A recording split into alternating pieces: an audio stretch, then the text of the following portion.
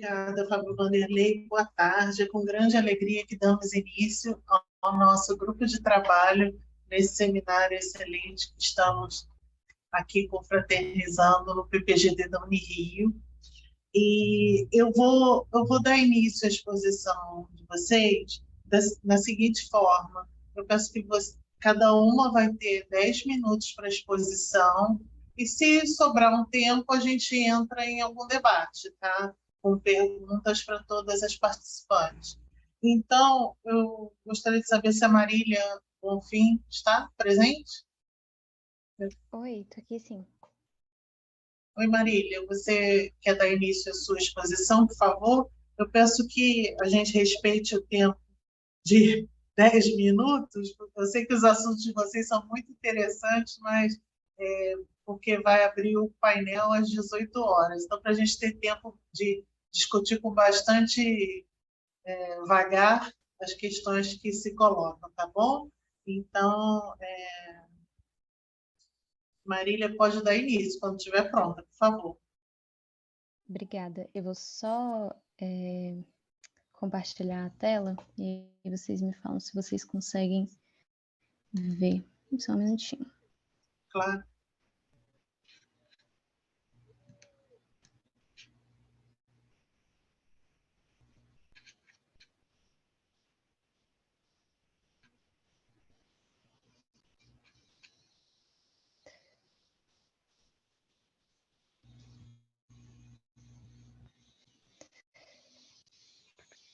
Tá dando para ver? Só não tem tela grande, né? Mas vou botar já. Desculpa, deixa eu parar aqui. Desculpa, eu não me apresentei. Meu nome é Andréa Alvarenga, sou mestranda do PPGD. Estou aqui a convite da professora doutora Maria Lúcia, com grande satisfação. E agora sim, eu vou te devolver o seu tempo. Marília, vai debate político, mas eu vou te devolver o seu tempo agora, tá bom? Muito obrigada. Obrigada. Vocês estão vendo certinho? Sim. E me ouvindo também? Tá bom. Vou começar. Vou tentar apresentar tudo em... Esqueci de ligar minha câmera, né? Vou ligar aqui para vocês, só para vocês saberem com o que vocês estão falando, né? Deixa eu botar de novo, apresentar. Acho que está aparecendo certinho, mas qualquer coisa vocês me avisem. Bom, começando me apresentando também, eu sou a Marília Bonfim, eu sou formada em Relações Internacionais pela Universidade de Brasília e atualmente eu sou mestranda também lá.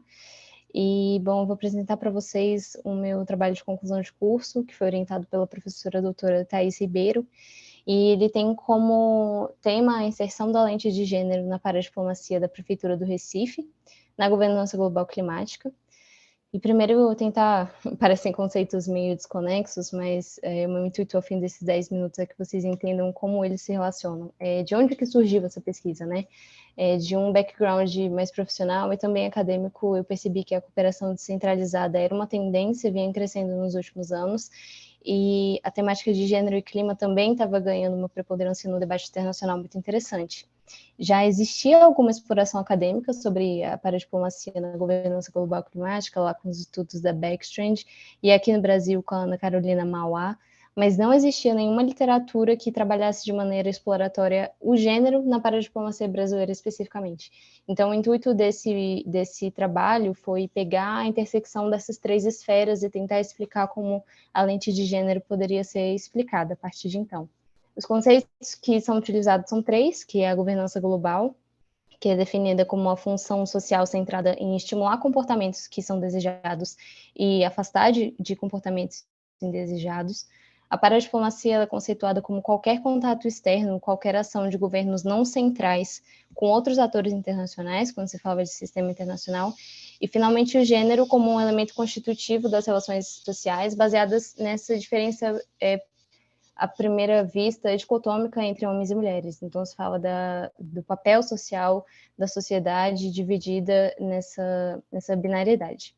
O roteiro de pesquisa ele se orienta pela pergunta de como a lente de gênero pode ser aplicada na paradiplomacia brasileira na governança global climática, e a hipótese que foi trabalhada foi que essa aplicação seria feita por meio da transversalização de gênero, que quer dizer o quê? Que a estratégia internacional dos governos subnacionais ela deve levar em conta todas as vulnerabilidades sociais, econômicas e, consequentemente, ambientais que afetam não só mulheres, mas todas as pessoas em situações de vulnerabilidade, como idosos, crianças, jovens, pessoas com deficiência, população negra, todas as pessoas que vivem de alguma forma alguma vulnerabilidade e quais os efeitos da mudança do clima sobre essas populações.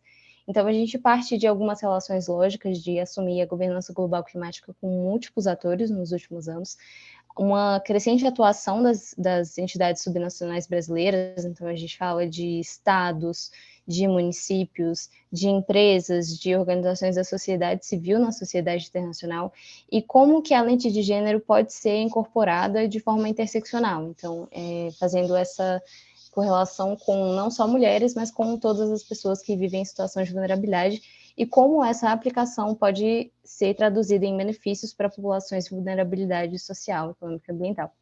A metodologia feita foi uma revisão de literatura para uma construção de um panorama brasileiro, e, enfim, uma escolha de um caso, que seria uma análise de uma atuação de um governo subnacional na agenda ambiental global, e seria necessário escolher um município brasileiro com grande presença e participação na governança global, climática especificamente. Então, a gente considerou tanto a Convenção Quadro das Nações Unidas, para a mudança do clima, quanto às redes globais de cidades, como o ICLEI, o C40, Metrópolis, enfim.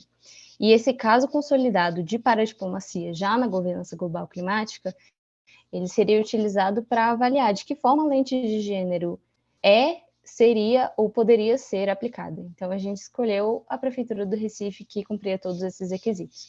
Então, a gente pegou e fez uma análise de conteúdo de documentos oficiais da Prefeitura do Recife, com foco no Plano Local de Ação Climática, realizou análise de entrevistas, de matérias de portais oficiais, de reuniões, palestras e webinars disponíveis online.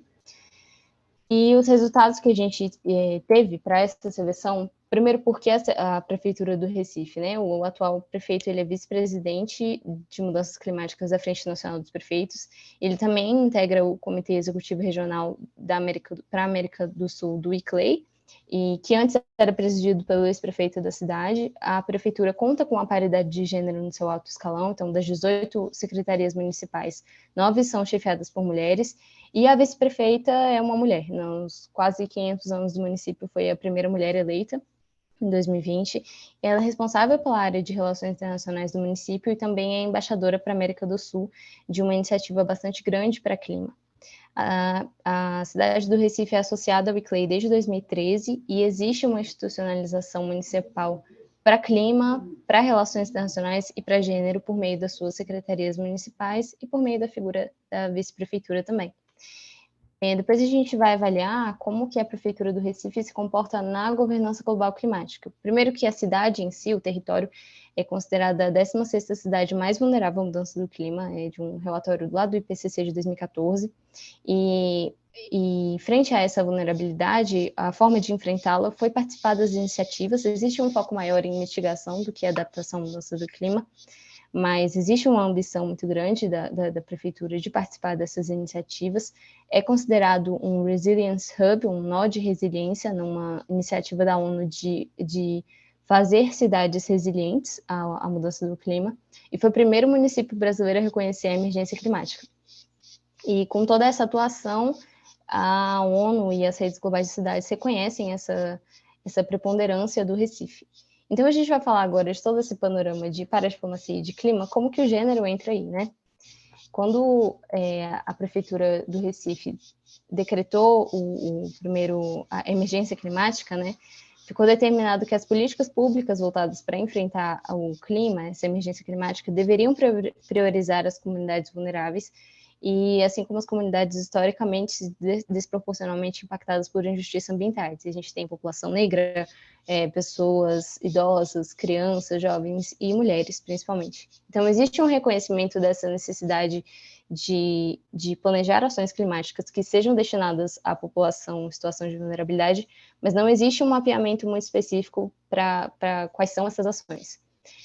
Apesar da defesa, assim, do advocacy da prefeitura de sempre colocar as secretarias municipais em constante diálogo com a parte de clima, não existem evidências muito concretas de onde a Secretaria da Mulher participou nesse processo, que seria o órgão responsável por entender as vulnerabilidades das mulheres da cidade, mas, pelo menos, o Plano Local de Ação Climática conta com a justiça climática como um princípio, como base de todo esse plano, mas, novamente, existem poucas menções às ações específicas para mulheres. O que seria, de certa forma, resolvido nos planos setoriais de adaptação que estão em elaboração atualmente. Então, a gente vai partir agora para uma análise de resultados, que é feita com base numa ferramenta criada por Hartman e Seeger, que foram o maior assim, expoente quando se vai analisar a transversalização de gênero em qualquer área, e eles propõem 5 princípios, dos quais a Prefeitura de Recife atende plenamente a 3 desses princípios, que é uma cultura organizacional aberta às perspectivas de gênero. Então existe uma sensibilização, existe uma consciência de que a paridade e buscar a equidade de gênero é o caminho. É uma ferramenta contínua de incluir o gênero como uma política, de fato, e os dados que existem, as análises, os indicadores de gênero são utilizados de forma responsável e responsiva, mas não dá para afirmar que existe um comprometimento político alto desse engajamento, até porque ele não se traduz em ações completas e específicas para mulheres. E a partir dos conteúdos que foram analisados, também não é possível dizer que existe um investimento adequado, até porque não foi o objeto de pesquisa propriamente. E, enfim, é importante também a gente ressaltar que a paradiplomacia ela não é um trabalho contínuo, ela depende muito da vontade política dos governos. Então, é uma dinâmica que o autor Túlio Vigevani, que é um dos maiores exponentes de paradiplomacia brasileira, ele vai denominar como stop and go. Você não tem como garantir que um governo X vai prosseguir, vai ter vontade de ter o protagonismo internacional com pauta do seu governo, assim como o governo anterior, o governo futuro, enfim, não dá para garantir essa participação. E, enfim, as conclusões de como transversalizar, né? Como que é feito se essa lente de gênero não é aplicada. Primeiro é necessário elaborar planos com lente de gênero, quando se fala de mobilidade urbana, de saneamento básico, de água, de coleta de água para mulheres, e também para retirar essas mulheres, já que elas são mais propensas a estarem nessas áreas com maiores riscos climáticos de desabamento, inundações, enfim. E nos planos setoriais é necessário, é de extrema importância, realizar diagnósticos de gênero para mapear as vulnerabilidades e incorporar ações que sejam efetivas para esse grupo. E, principalmente, um ponto que foi de grande importância durante toda essa análise, que era necessário incluir mulheres, tanto no processo de planejamento, quanto no processo de tomada de decisão. E aí, concluindo, para me ater os 10 minutos, as conclusões que a gente teve desse estudo foi de que os atores não estatais na governança global têm ganhado um reconhecimento muito grande, tem se consolidado tanto nos regimes tradicionais da ONU, quanto nas suas arquiteturas próprias das redes globais de cidade, e a nossa hipótese foi confirmada, que a inserção da lente de gênero é feita por meio da transversalização de gênero, então você incluir essa visão em todas as políticas públicas que você vai fazer, mas ainda é feita de alguma forma muito inicial.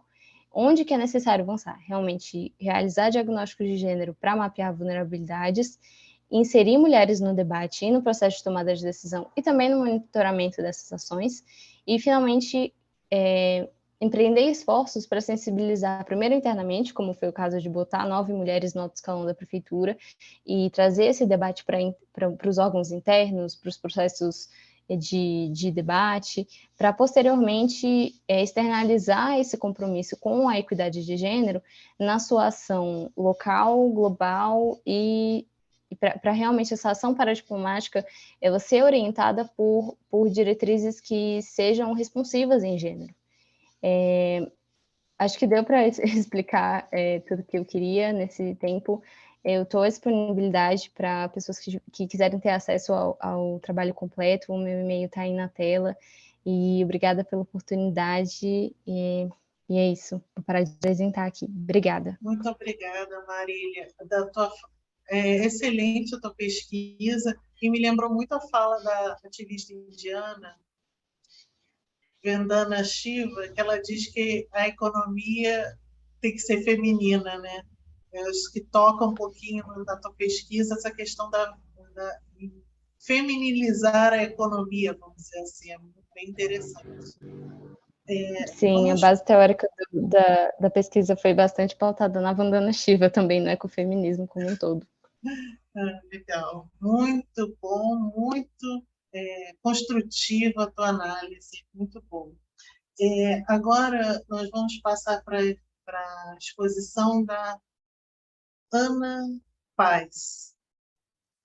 Ana, poderia. Deixa eu. Estou aqui no meu cronômetro, não sou. Oi, Mas, boa tarde. boa tarde, Ana. Pode dar início, por favor. Eu não fiz apresentação porque, enfim, como a minha pesquisa ela ainda está em andamento, a gente ainda não tem assim, alguns resultados, eu vou só explanar para vocês qual é a proposta. Eu sou Ana Beatriz, eu sou mestranda do PPGD da Unirio em Direito e sou servidora pública numa universidade aqui do Rio, que é a Universidade Federal Rural do Rio de Janeiro. E o nome da minha pesquisa é Necessidade de Implementação de Política Pública de Igualdade de Gênero nos Cargos de Gestão nas universidades, né, nas instituições federais de ensino. Meu recorte foi nas instituições federais de ensino, e ali eu estaria englobando tanto as universidades como os colégios, como IF, Colégio Técnico Pedro II, Colégio Pedro II, Colégio Técnico da própria Rural, os Cefetes, enfim. A minha proposta de pesquisa, né, eu enviei um resumo para o Congresso, é que, olhando o painel só ver o nome certinho, painel estatístico de pessoal do Poder Executivo Federal, que é um painel em Power BI, se eu não me engano, que ele apresenta ali alguns dados numéricos sobre a quantidade de servidores e cargos ocupados no Executivo Federal. E fazendo um filtro em relação às instituições federais de ensino, eu encontrei só 39,3% dos cargos comissionados de direção e assessoramento, que são os cargos de gestão, ocupados por mulheres, enquanto 60,7% são ocupados por homens. E um dado que é curioso é que 52,2% dos servidores das universidades são mulheres. Então, a gente tem um número maior de mulheres ocupando os cargos efetivos dentro das universidades e institutos federais, como eu falei, só que só desses 52%, desses 52% que são a maioria mulheres, apenas 39%, não é nem 40%, que conseguem ocupar um cargo de gestão. Então, a gente percebe que dentro das escolhas para nomeação de cargo comissionado, como a gente sabe que os cargos comissionados são de livre nomeação e livre exoneração, são os cargos para ocupar uma direção, ou, em alguns casos, tem até algum tipo de eleição ali dentro da política interna da comunidade universitária, as mulheres elas não são ou escolhidas ou votadas para ocupar os cargos. E isso dá uma diferença enorme na política que ela é desenvolvida dentro das universidades. Porque quando se tem uma mulher numa política, num cargo de gestão, por exemplo, numa pró-reitoria de gestão de pessoas, ela consegue ter um olhar mais feminino para algumas situações que um homem não tem.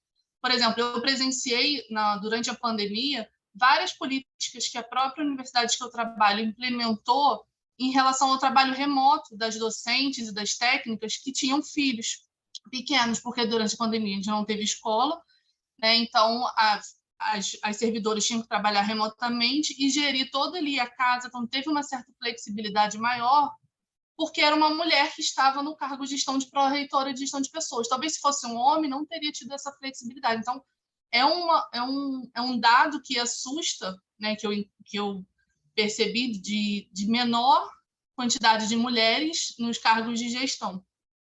E nesse inteirinho, o ODS número 5, né, que é o Objetivo de Desenvolvimento Sustentável para a Agenda 2030 da ONU, ele estabelece que é necessário ter é necessário para o desenvolvimento sustentável, né, nacional não, tipo, mundial, alcançar a igualdade de gênero e empoderar as mulheres e meninas.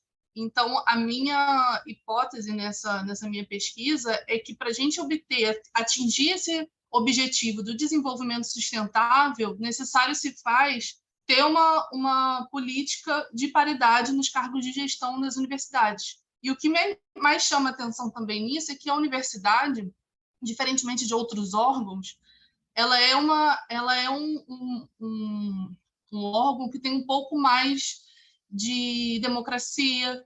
Ela, como forma cidadãos, ela não tem aquela rigorosidade, normalmente, que tem outros órgãos do próprio judiciário, né, que basicamente são mais homens. Enfim, você vê que realmente o número de mulheres é maior dentro da universidade.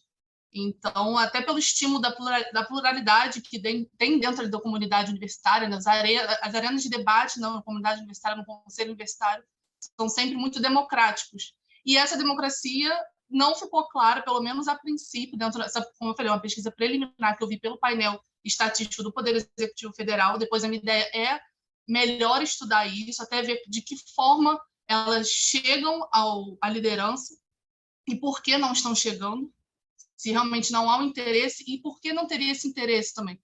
Talvez pelo próprio ambiente difícil mesmo para liderar.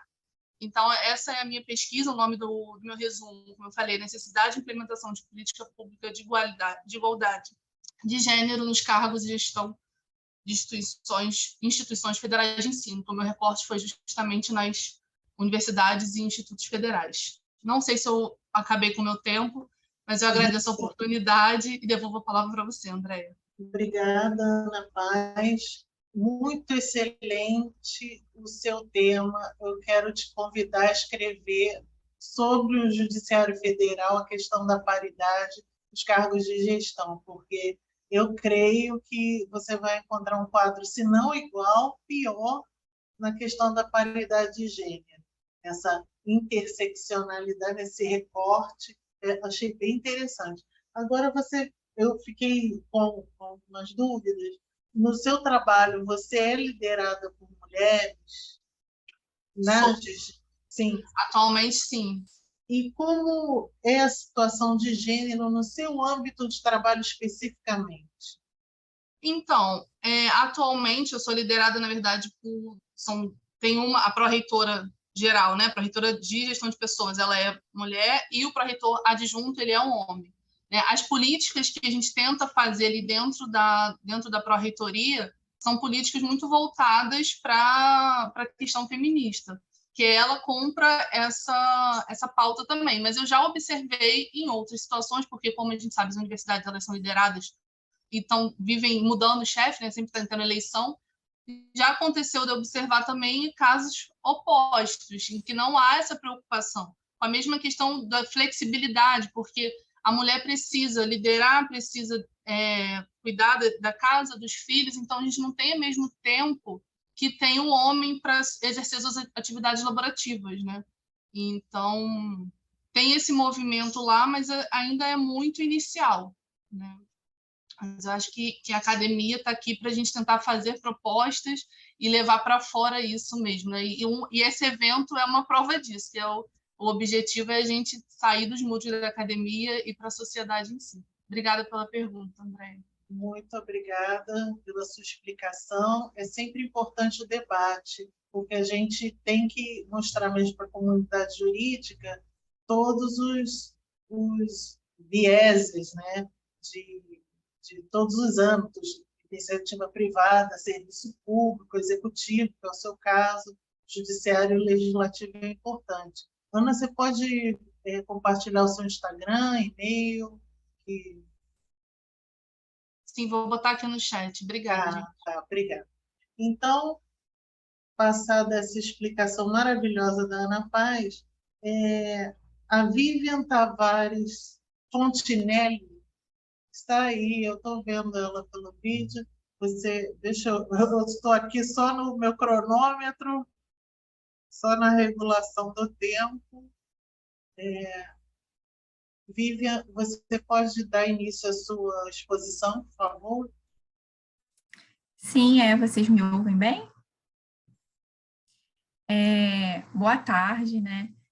Primeiramente, eu gostaria de cumprimentar, né, a todos e todas que aqui estão presentes.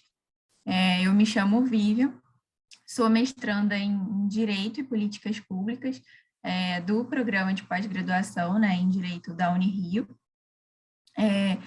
E o resumo que eu submeti para esse evento, né, intitulado Mulheres Refugiadas no Estado do Rio de Janeiro e a implementação de políticas públicas de inserção laboral, ele foi retirado da minha qualificação, né, no mestrado, que é uma etapa aí que a gente tem que passar, né, antes da defesa, sob a orientação da professora Ana Paula Ciamarello, né.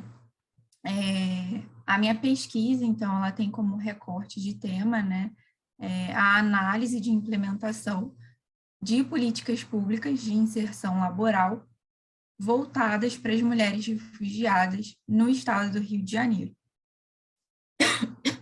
Desculpa. O que acontece? Se a gente olhar, né, para o contexto das migrações internacionais, a gente vai perceber que as mulheres migrantes, elas têm sido agentes muito importantes, né, relevantes nesse processo de deslocamento. De acordo com o relatório da ONU, né, inclusive, em 2020, pouco menos da metade, né, de todos os migrantes internacionais em todo o mundo eram mulheres ou meninas.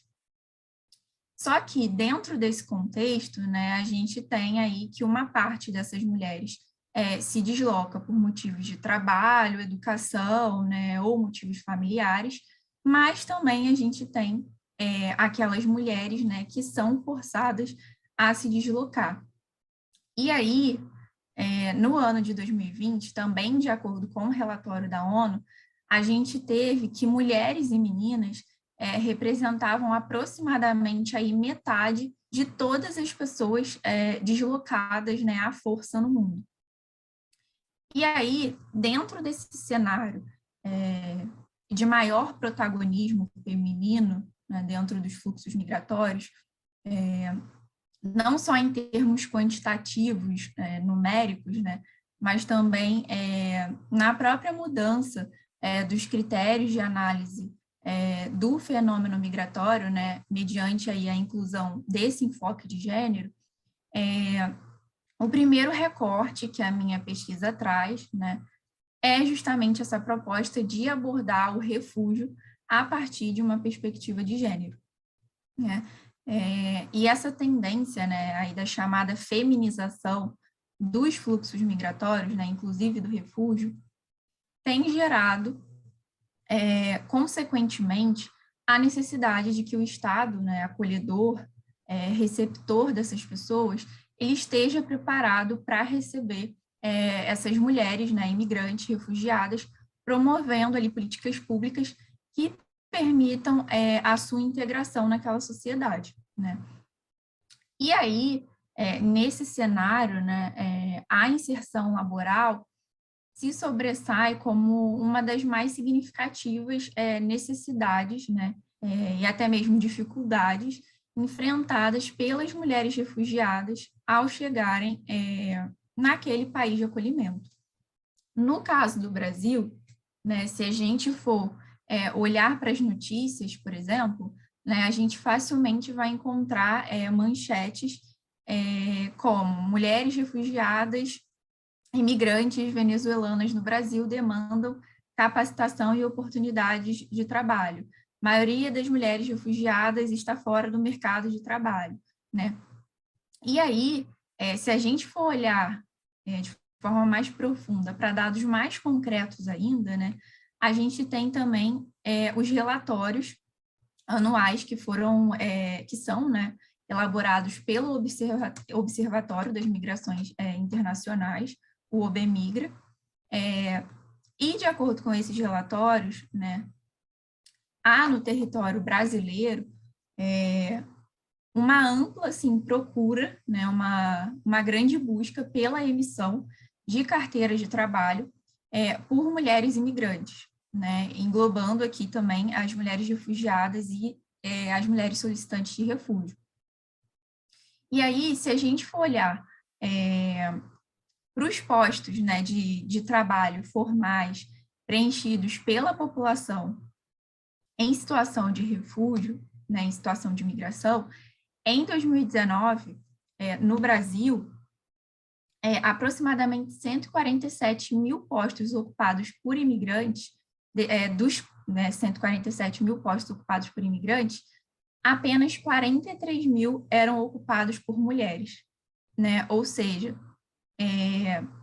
as mulheres imigrantes, né, o que abarca as mulheres refugiadas aqui nesse relatório, ocupam aí menos de 30% dos postos de trabalho formais preenchidos pela população imigrante no Brasil, né?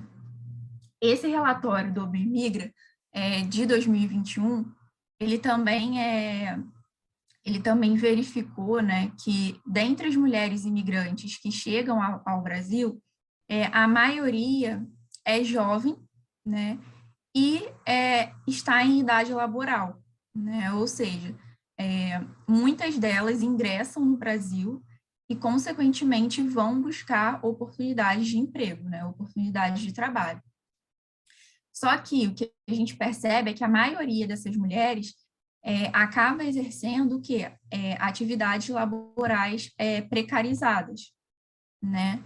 Sem qualquer proteção ali do Estado, né? E sem contemplação dos seus direitos básicos, né? E esses dados que eu coletei dos relatórios do OBMigra, eles me permitiram também fazer um recorte local, né, na minha pesquisa, que é aí o recorte do Estado do Rio de Janeiro.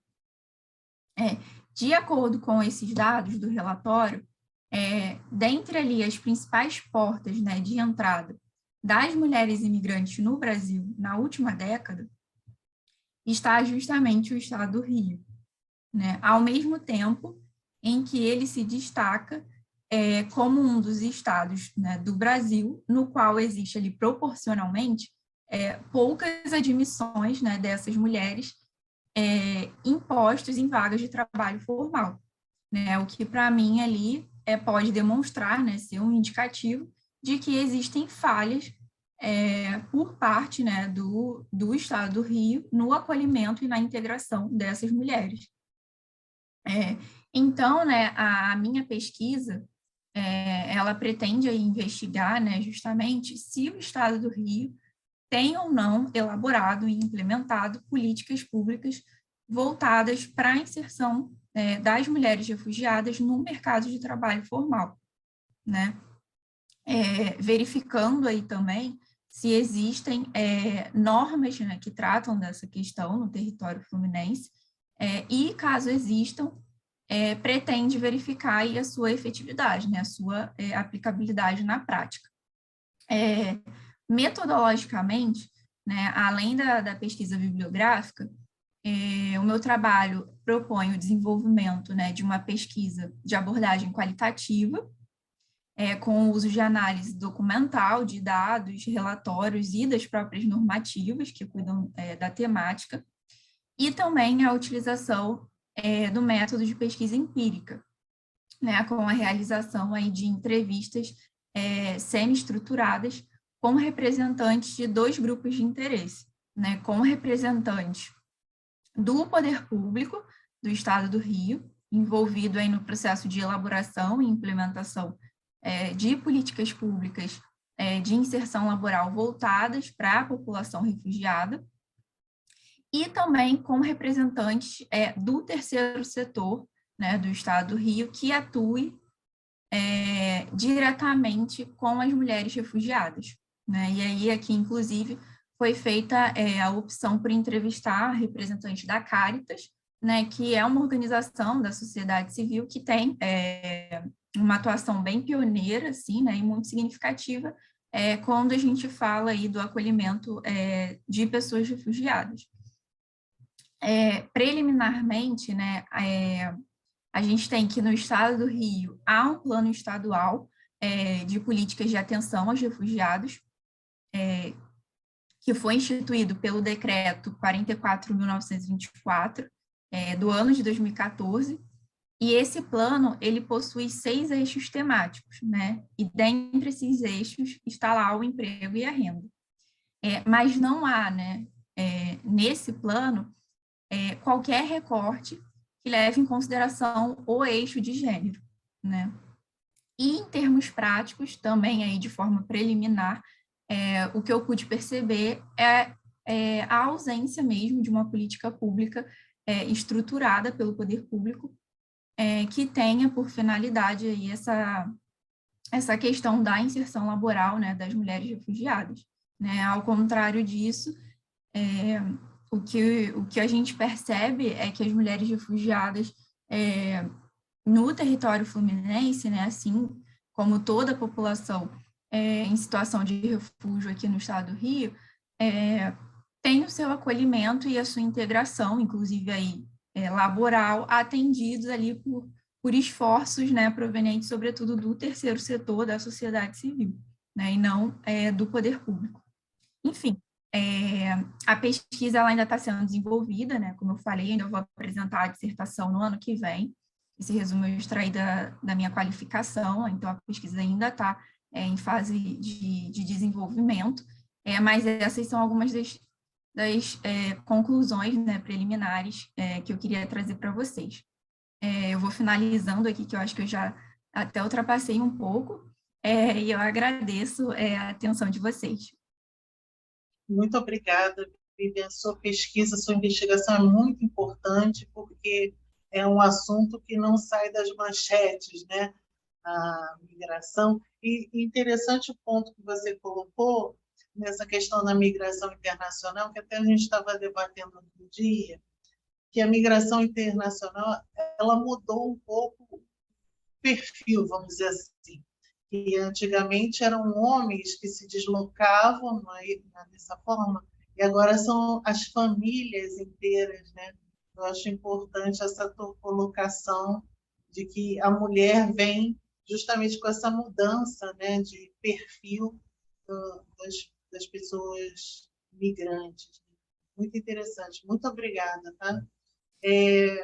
Vamos passar agora para a exposição de Ariane Albuquerque.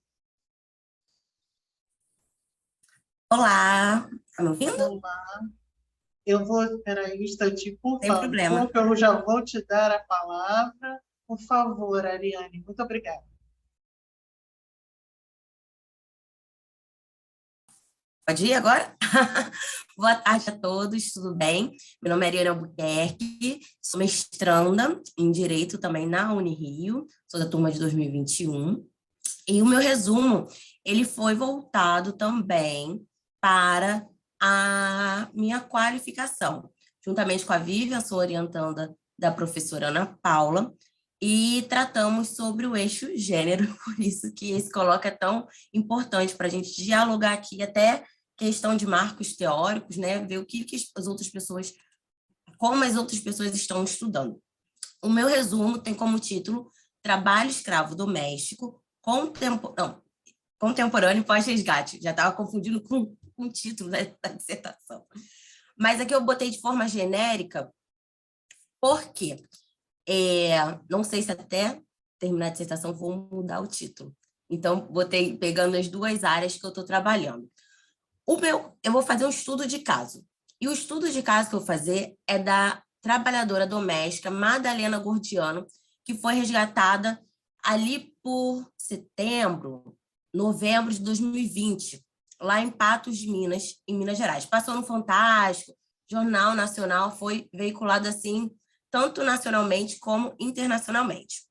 E esse caso chegou primeiro até mim pelo seguinte: eu estudo trabalho escravo contemporâneo desde a minha graduação. E, atualmente, eu faço parte da Clínica de Enfrentamento ao Trabalho Escravo da Universidade Federal de Uberlândia. E nessa clínica, a gente dá a assistência jurídica, dá também assistência psicológica através de parcerias e afins. E a Madalena é um caso nosso. A gente está dando essa assistência jurídica emocional, enfim, a ela. Então, olhando os caminhos, eu verifiquei o seguinte, olha, essa questão do trabalho doméstico é recente, que tanto que o nosso primeiro resgate foi em 2017, lá em Minas Gerais, no Vale do Jequitinhonha. Apesar de mulheres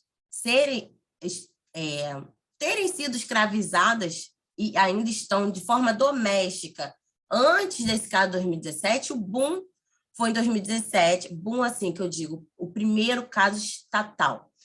E a Madalena veio para mudar um pouco essa história, porque após ela o número de casos de denúncias subiram. Então, o meu ponto foi esse caso e a pesquisa realizada pela ONG Repórter Brasil e Escravo Nem Pensar, falando sobre trabalhadoras escravizadas. Quem são essas mulheres, né? Quem são as escravizadas no Brasil? Trazendo vários dados. Por quê? Aqui no Brasil, mais de 55 mil trabalhadores já foram resgatados em situação análoga de escravo. E a maioria é homem, né? 95% aí é homem. E quem são as mulheres? Esses 5% aí que sobrou, quem são elas? Não tem estudos. É tudo muito novo, porque o trabalho escravo contemporâneo, as denúncias, se iniciaram lá no Brasil, que ainda estava na ditadura, e que estava tendo incentivo para as pessoas ocuparem a região norte do Brasil, a região amazônica. Então, a mão de obra que o governo e empresas estavam utilizando eram masculinas. As mulheres, normalmente esposas, iam para acompanhar e ficavam voltadas para a questão doméstica. E ainda assim, não era muito falado. O foco ainda estava naqueles homens que eram conhecidos como peões. Então, essa questão de gênero, trabalho escravo, foi assim, lento, e agora a gente teve um boom maior, mas ainda a gente ainda temos poucas bibliografias, né, referências assim, de trabalhos que versem sobre isso. Então, o meu vai ser mais um desses. Mais um não, vai entrar, né, para essa estatística. Eu parto, então, da seguinte questão. Como foi a assistência jurídica prestada pela Clínica de Enfrentamento ao Trabalho Escravo lá de Uberlândia, no caso da Madalena?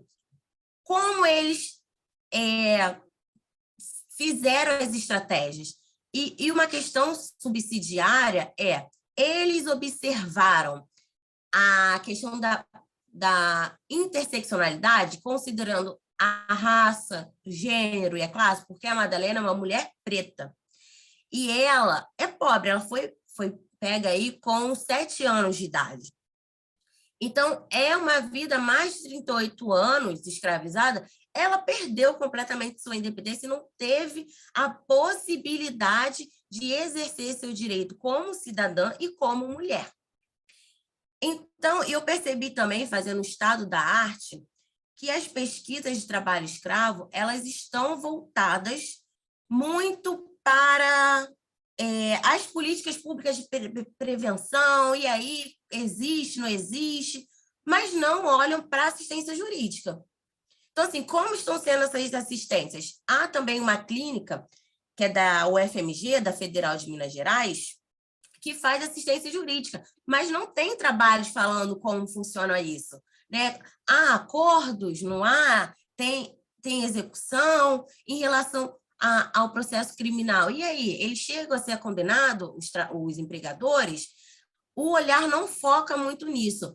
Então, eu trago não só a questão de gênero, como a questão também da assistência jurídica, da atenção para isso. Como foi esse processo? No caso, o processo trabalhista, porque o criminal é recente e está em segredo de justiça. Se não tivesse, eu faria essa análise tanto do trabalhista quanto do criminal, mas como não dá, né, gente, o pouco tempo também de pesquisa nos faz restringir ainda mais o nosso objeto.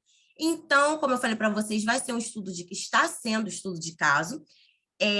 A metodologia é uma pesquisa empírica em direito, vai ter entrevista com a coordenadora da clínica, a pesquisa passou pelo Comitê de Ética, tá? Pelo CEP, para a gente ter autorização para fazer essa pesquisa. A entrevista está marcada agora para ser realizada na segunda-feira e ainda não tenho possíveis conclusões, porque a minha dissertação está numa construção de vai e volta, e por ser um estudo de caso, toda hora a gente lidar com novas questões, novos problemas, e que me faz repensar, nossa, será que o problema inicial é ainda muito mais importante do que as coisas que eu estou percebendo agora? Então, desde que eu fiz o pré-projeto, o projeto para qualificação, minha pergunta já foi assim, ó. Eu acredito que agora não vai mudar, porque eu não tenho muito tempo, mas eu trago aí, então, um pouquinho do que eu estou fazendo e do que pretendo aí defender brevemente em março. Agradeço pela minha participação, por vocês terem me ouvido, e estou à disposição aí para tirar dúvidas e conversas também por outros meios sociais. Obrigada. A gente que agradece, Ariane, do seu trabalho, que é muito importante para a sociedade. Assim como a Vívia está fazendo esse recorte de gênero na migração, no trabalho escravo a gente sempre ouve do trabalho escravo campesino, né? O escravo contemporâneo no campo, que aí é preponderância de homens, né? Na questão da lavoura. A gente até tem muita notícia. Mas esse teu estudo de caso, ele teve uma visibilidade, que o teu trabalho não vai ser mais um, vai ser o trabalho que deve virar um livro e vai ser um best-seller, que eu tenho certeza que vai fluir muito. Você falou muito bem da metodologia, estado da arte é muito importante, e realmente a gente não tem um protocolo no judiciário para esses casos de escravidão contemporânea, né, no seguinte sentido, do trabalho doméstico, né? Não tem. Você pegou um nicho aí muito importante que tem uma lacuna na literatura jurídica, como você bem falou. Muito bom. Pode prosseguir no doutorado com essa, né? Então, vamos agora, a Ariane prossegue no doutorado, a gente prossegue no nosso grupo de trabalho. Muito obrigada. Deixe o seu Instagram e o seu e-mail no chat, que eu tenho certeza que o pessoal vai querer depois trocar uma ideia, assim como nas nossas outras exposições. E agora eu chamo a Letícia Cavalcante dos Santos para iniciar a sua exposição. Letícia? Obrigada, estou aqui. Oi, vou compartilhar Letícia. minha tela. Tá, ok. Olá, Andréia, obrigada. Obrigada a você, e pode dar início quando quiser.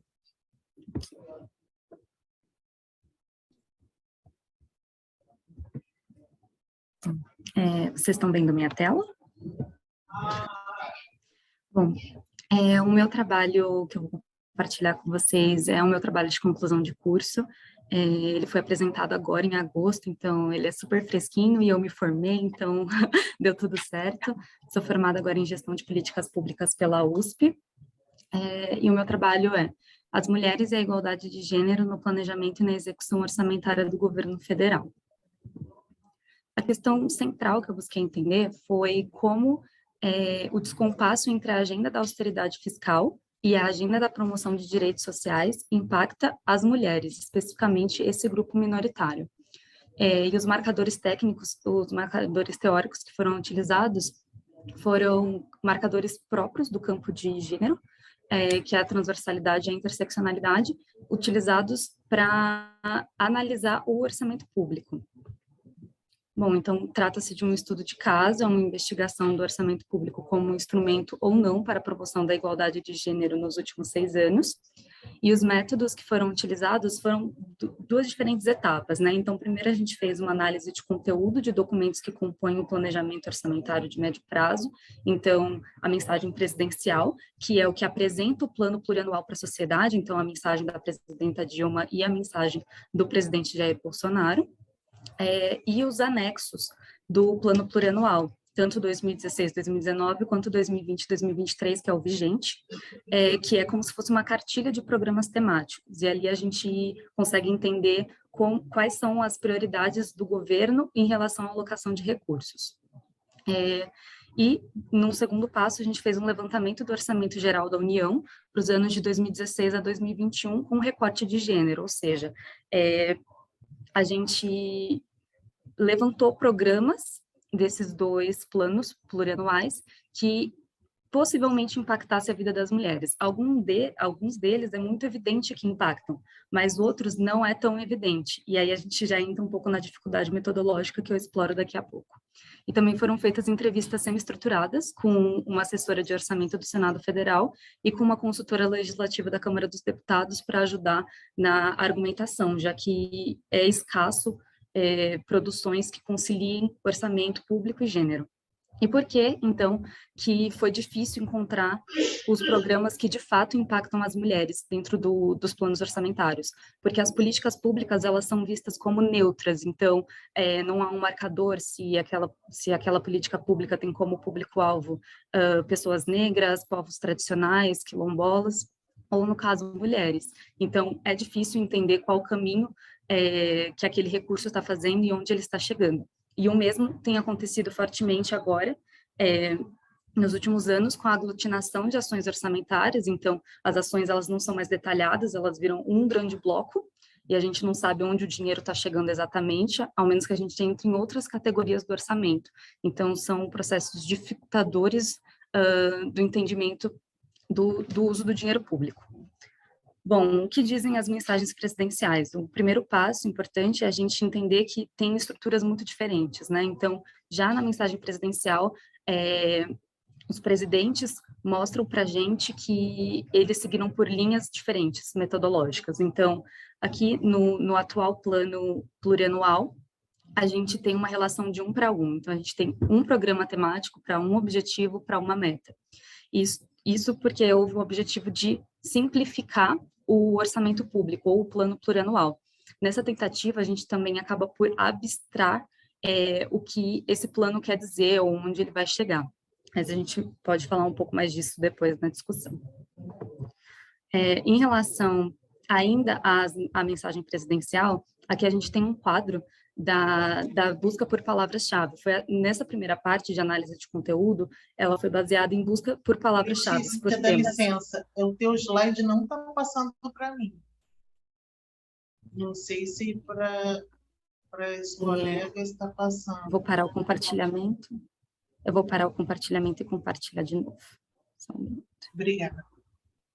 Imagina, eu que agradeço. Agora vocês voltaram a ver? Sim, está no slide da discussão. Isso. Obrigada. Isso mesmo. Então, aqui a gente tem o quadro das palavras-chave que eu estava mencionando.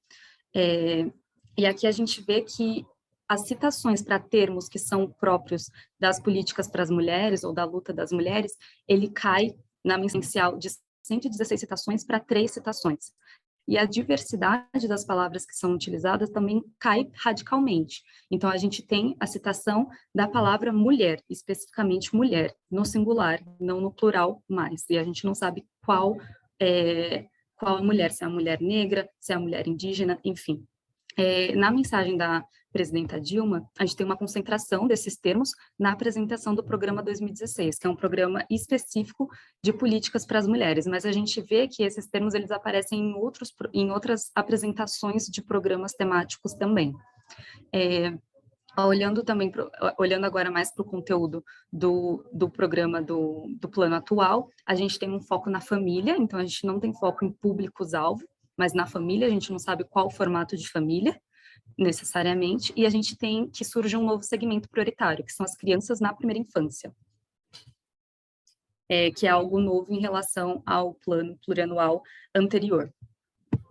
Agora, olhando para o anexo, que é onde a gente tem os programas, a gente percebe que, assim, se a gente fosse seguir para encontrar os programas que a gente vai analisar na parte da execução, apenas através da busca por palavras-chave, isso se inviabiliza no governo atual, porque a gente só tem uma citação à palavra mulher. Então, a gente só tem que é no programa 5034, ou 5.034, que é o programa Guarda-Chuva, que reúne todos os públicos-alvo minoritários, que é o programa de direitos humanos do governo atual. E a gente tem uma citação à palavra mulher, e aqui a gente vê, então, essa queda, novamente, de diversidade. Aqui a gente tem um quadro que demonstra como eu fiz as categorias. Talvez eu não consiga aprofundar tanto, mas eu separei os programas em programas de caráter universalista, programas de políticas para as mulheres, e isso aqui só olhando para 2016, 2019, porque no 2020 e 2023 não foi possível fazer essa separação. Programas para outros grupos específicos e programas de inclusão / desenvolvimento produtivo e governança gestão pública. E a gente vê que durante que o planejamento do governo Dilma teve aqui uma preocupação em incorporar políticas que fossem sensíveis a gênero, porque a gente encontra políticas que são integral e parcialmente para as mulheres em todas as frentes, e não só na frente de políticas para as mulheres especificamente. Bom, e no governo Bolsonaro a gente tem um programa, como eu disse, que é o 5034, que é o Proteção à Vida, Fortalecimento da Família, Promoção e Defesa dos Direitos Humanos para Todos. E ali a gente tem uma explicação do que ele visa, né? Aqui, olhando já para a execução, o que foi feito? Através das ações orçamentárias que foram levantadas por outros estudos, que foi um levantamento recente chamado Orçamento Mulher, que foi publicado pelo Senado Federal. A gente tem ali um levantamento de ações orçamentárias, e através dele a gente fez esse estudo para ver, para acompanhar essas ações, fazendo um retrocesso, né, de 2021 até para 2016. Então, a gente fez esse estudo para trás. E a gente percebeu a queda que teve a partir de 2019 na execução de políticas para as mulheres, nas ações orçamentárias voltadas para as mulheres. E muito disso tem a ver com a emenda constitucional 95, que busca congelar os gastos durante 20 anos, principalmente os gastos sociais, e isso impacta mais fortemente as mulheres, como a gente vê aqui nesse quadro preliminar. E aqui eu continuo seguindo ali na linha de olhar os investimentos de caráter universalista para grupos específicos e de inclusão e desenvolvimento. Eu vou passar mais rápido para me ater ao tempo, mas aqui a gente vê que os programas de caráter universalista, e isso eu olhei só para os que possivelmente afetam as mulheres, né, ou impactam a vida das mulheres positivamente. E a gente tem que ele não sofre uma queda muito drástica, e a diferença entre o autorizado, empenhado e o pago não é tão grande. Aqui, na trajetória de recursos para grupos específicos, então olhando para mulheres, para pessoas negras, para pessoas com deficiência, para indígenas, entre outros, a gente vê que de 2016 a 2019, ele é baixo. E ele aumenta muito de 2020 até 2021.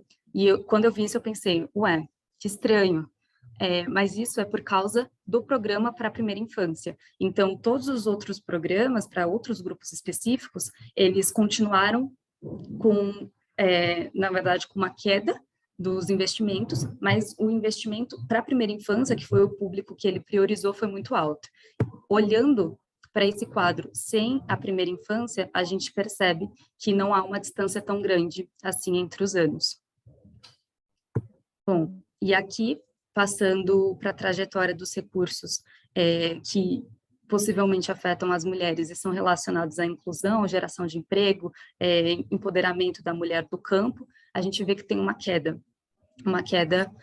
significativa em 2020 e 2021. Então, não é uma prioridade desse governo desenvolver as mulheres nesse sentido, porque o foco realmente é muito familista. Bom, aqui eu mostro que a partir de 2019, a gente tem essa mudança aqui. Então, nesse quadro, eu mostro em números, e aqui eu mostro em nome, né? A gente tinha essas ações voltadas às mulheres, e elas foram todas agrupadas em uma ação só. Então, a única ação que ficou à parte desse grande grupo, que é da ação 218B, é o 14X, que é a construção da Casa da Mulher Brasileira e de centro de atendimento às mulheres nas regiões de fronteira seca. Letícia, desculpa te interromper, mas aqui ainda está aparecendo o slide 5. Eu não sei se é nesse mesmo que você está, ou se você já passou para algum outro. Eu já passei, mas acredito que porque não esteja... o que está projetando não é o seu modo de apresentação aí, é a tela do PowerPoint mesmo, entendeu? Por isso que a gente está vendo os outros slides e não a sua projeção.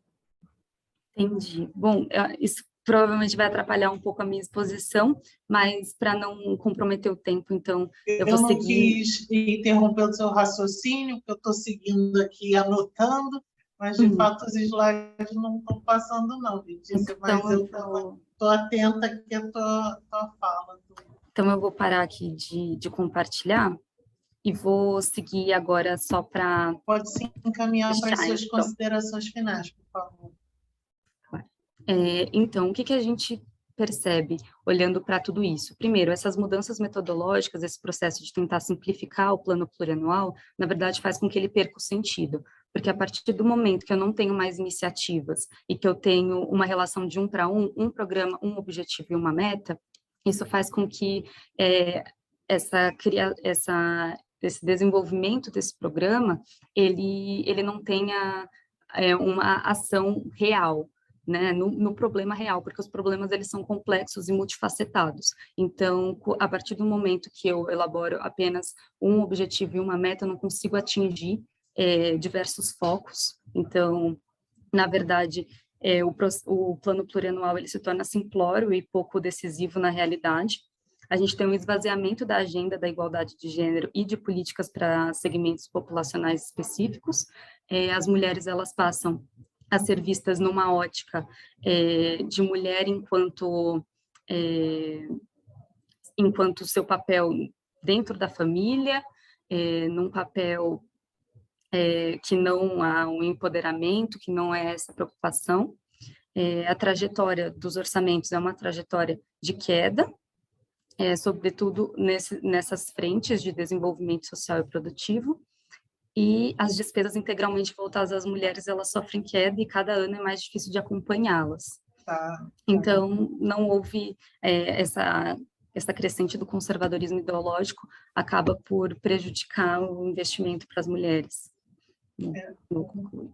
Obrigada, André. Letícia. Muito boa a sua pesquisa, que é uma pesquisa acamada, no seguinte sentido, que ela tira aquela frieza do direito financeiro, né? A gente vê o direito financeiro como aquela coisa distante da realidade, os financeiristas que me perdoem, mas eles não é assim, porque influencia na nossa vida, né? No dia a dia e nas políticas públicas, como você bem analisou, tá de parabéns. Por favor, deixa no chat o seu e-mail e Instagram para a gente continuar mais conversas assim, muito bem feitas como a tua pesquisa. Parabéns.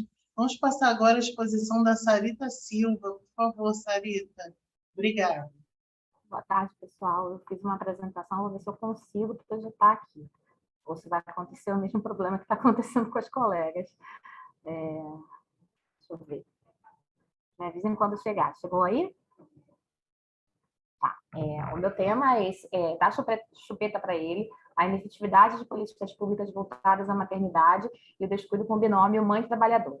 Eu sou mestranda também do PPG da Unirio. Curiosamente, ou coincidentemente, eu sou consultora de amamentação, por isso a escolha desse tema para participar desse colóquio sobre direito e políticas públicas de gênero. O primeiro ponto que eu achei interessantíssimo, inclusive a minha apresentação ser depois da apresentação da Letícia, é porque essa observação que ela fez é uma observação que perpassa essa minha pesquisa, né? Uma pesquisa que ainda está em estágio inicial, então o que eu trouxe aqui são os dados preliminares, e um ponto interessante é que a abordagem de políticas públicas no que diz respeito ao gênero é diferente para a mulher, para a gestante, para a mãe. Então a gente tem... deixa eu voltar aqui que eu já passei, mas... Gente, ele está passando tudo errado. Peraí, deixa eu voltar. Desculpa. Tá. Para a mulher, nós temos diversas políticas públicas em relação à garantia do mesmo salário, né? A impossibilidade de previsão constitucional de que mulheres e homens exercendo a mesma atividade com a mesma formação não podem receber salários distintos. A gente tem isso previsto, embora a gente saiba que na prática não é assim. Para a gestante, a gente tem também uma série de políticas previstas e de garantias, a garantia do emprego, a gestante ela não pode ser demitida durante a gestação, em função da gestação, não é permitido que o empregador ele solicite a ela, seja o teste de gravidez ou seja alguma comprovação relacionada à esterilização ou não. Mas quando a gente entra numa outra fase da vida da mulher, que é quando ela já é mãe, o cenário muda um pouquinho. E aí eu trouxe aqui, para começar, o levantamento das recomendações da ANS e do Ministério da Saúde, que recomendam 6 meses de aleitamento materno exclusivo e 2 anos ou mais de aleitamento materno. Então, as pesquisas científicas existentes atualmente, e aí a gente está falando de pesquisa científica mesmo, com evidência científica, seguindo o método científico, com peer review e com todos aqueles requisitos para que a gente considere o resultado um resultado válido, elas trazem esses dados, essas recomendações, como forma de você garantir a saúde do bebê e a saúde da mãe também. E segundo dados da OMS, atualmente no mundo, nós temos 44% de crianças até 6 meses amamentadas de forma exclusiva, ou seja, um valor bem aquém daquela recomendação de 6 meses de aleitamento materno exclusivo. E temos 800 mil mortes infantis que seriam evitadas se fosse mantido o aleitamento materno por pelo menos até os 2 anos da criança. E aí a gente entra numa série de discussões sobre a indústria da fórmula e sobre como em países de desenvolvimento tardio não há esse estímulo ao aleitamento materno e seriam os lugares em que esse estímulo, seguir essas recomendações científicas, faria muito mais diferença, porque você não tem acesso à água tratada, são uma série de outras condições que tornariam ainda mais imprescindível você garantir condições e garantir informação para que a mãe mantivesse o aleitamento materno. E, na verdade, o que a gente vê no âmbito mundial e no Brasil também é um desestímulo, uma desnaturalização do aleitamento materno. Em relação a políticas públicas para a mãe e mulher trabalhadora, que eu levantei, que tem importância aqui para esse tema específico, nesse recorte específico do aleitamento materno, são 120 dias de licença maternidade e os benefícios fiscais para o empregador que amplia a licença por adicionais 60 dias, além da dispensa de um dia no ano para acompanhar o filho menor de 6 anos.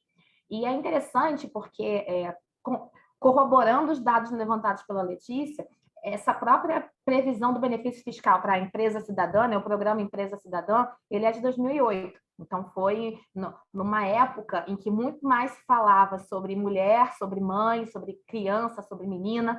Então, era uma época em que não só as políticas públicas estavam voltadas para a mulher, como estavam focadas também nesse binômio mulher-mãe. Então, a gente tinha uma atuação muito maior do poder público nesse sentido e valorizando isso que além de política pública, era algo que é reconhecido pela comunidade científica.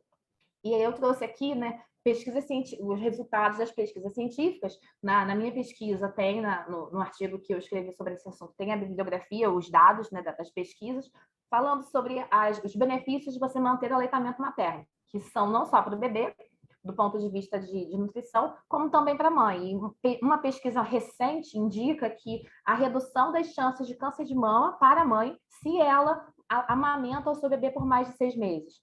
E são resultados que não são tão noticiados assim. E por que eu trouxe esse recorte? Porque o que se sabe é que manter o aleitamento materno é importante para a mãe e para o bebê. Sabe-se também, com base em dados científicos, que bicos artificiais, aí eu estou falando de chupeta, mamadeira, etc., prejudicam a amamentação, prejudicam a respiração do bebê, prejudicam o desenvolvimento da estrutura orofacial. Quem tem filho sabe que toda embalagem de chupeta tem aquele aviso do Ministério da Saúde desaconselhando, só que essas informações, a explicação, ela não chega de forma natural para a mulher, não chega à informação adequada. Ela chega exclusivamente na forma desses alertas e, quando muito, uma vez por ano, quando tem a Semana Internacional de Apoio à Amamentação. Então, não é uma informação que é tornada acessível. E, na prática, o que a gente vê é que há um efetivo desestímulo. Eu trouxe esse recorte aqui do Magazine Luiza, do site da empresa, na parte em que fala sobre chupeta, que eles colocam a recomendação do Ministério da Saúde, falando que o uso de bicos artificiais prejudica a amamentação, pode prejudicar a dentição e a fala da criança, e nessa mesma página, logo após esse alerta, entra uma matéria do Magazine Luiza falando que a chupeta é um acessório recomendado e que as pesquisas indicam que ela pode evitar problemas de saúde. Então, a gente tem, no mínimo, uma contradição entre o que o Ministério da Saúde fala e o que a indústria, na verdade, vende para mulher-mãe, ou para quem for comprar o acessório. E aí a mulher fica tendo que escolher qual é a recomendação que ela vai seguir. E quando a gente fala da importância do acesso à informação adequada, a gente está falando exatamente de você tornar a informação disponível. Não que a mulher vai ficar proibida de comprar a chupeta, de comprar a mamadeira, mas ela vai ter acesso à informação para tomar uma decisão orientada, uma decisão informada. A partir do momento que ela tem informação, ela consegue decidir. Se a gente mascara a informação, ou como é o caso dessa página aqui do Magazine Luiza, se a gente segue o que a lei diz que tem que ser feito, bota lá o alerta falando que traz prejuízos, mas apesar disso, apesar desse alerta, a gente continua incentivando, então tem alguma coisa aí, do ponto de vista de política pública, que não está sendo efetivo, que não está, de fato, funcionando. E aí eu trago, né, esse levantamento da maternidade como fenômeno social. O Brasil ele possui uma média de 54 partos dias de aleitamento materno exclusivo. Na verdade, são 54 dias, em média, que a mulher amamenta o seu filho, seja o aleitamento materno exclusivo no peito, seja o misto utilizando uma mamadeira. Então, são 54 dias só, em média, que o bebê fica no peito. Muito aquém dos 6 meses recomendados pela OMS, com base em orientação e evidência científica. E aí a gente tem que se debruçar sobre por que isso acontece, né? Por que tem esse descasamento tão grande. A Letícia já trouxe alguns dados muito interessantes e a gente vê que, ao longo do tempo, houve as próprias campanhas de estímulo ao aleitamento materno vieram se tornando mais naturalizadas, mas com uma pegada um pouco diferente. Nos últimos anos, houve uma regressão muito grande nas políticas públicas de forma geral, de gênero de forma geral, né? E eu não estou nem trazendo recorte aqui de homem trans, mulher trans, mesmo sem esse recorte, mesmo focando exclusivamente na mulher cis, a gente teve esse retrocesso. E por que será isso? Né? A ausência de interesse dos atores. E aí, tanto os atores econômicos, quanto os atores agentes políticos. Né? O lobby forte que existe, essa desnaturalização do ato de amamentar, é algo que a gente precisa, enquanto academia, refletir também e trazer para esse âmbito de políticas públicas. E para concluir aqui minha apresentação, eu trago um ponto que é relevante da minha pesquisa, né, que é a importância dos grupos voluntários de apoio na internet. Isso a gente vê já há algum tempo, essa movimentação dos grupos virtuais de apoio de mulheres que começam tanto na presença das mulheres, ocupando diferentes espaços, ocupando espaços majoritariamente masculinos, grupos de mulheres que buscam dar efetividade a outras políticas públicas, como, por exemplo, de acompanhantes no momento do parto, ou de ter um atendimento humanizado, ou de fazer valer o direito de seus filhos, quando são filhos com deficiência ou algo parecido, questões de gênero de forma geral, de orientação sexual, e também para grupos de apoio para a questão da amamentação, de informações adequadas. E quando a gente vê esses grupos de apoio, a maior parte deles tem como objetivo suprir exatamente a lacuna da informação adequada, da informação de qualidade, para que a mulher possa decidir de forma orientada. E são esses grupos que terminam contornando esse silêncio eloquente do poder público. Para concluir aqui minha pesquisa, só lembrando que é uma pesquisa ainda em andamento, né? Eu trouxe essa citação aqui do Sujiranand e da Amartya Sen, que eles, quando falam sobre desenvolvimento sustentável, em um artigo salvo engano, de 2000, eles falam que manter ou tolerar um cenário de privação não pode ser um objetivo, e que a gente não pode negar aos menos privilegiados a atenção que a gente dedica às futuras gerações. Então, prestar atenção nos grupos menos privilegiados, elaborar políticas públicas tentando trazer esses públicos, essas pessoas, para uma situação de uma igualdade real em relação aos outros grupos, isso é um papel importantíssimo para a gente, enquanto academia, debater. Deixo aqui meus contatos, agradeço a atenção e boa tarde para todos. Quem quiser fazer alguma pergunta...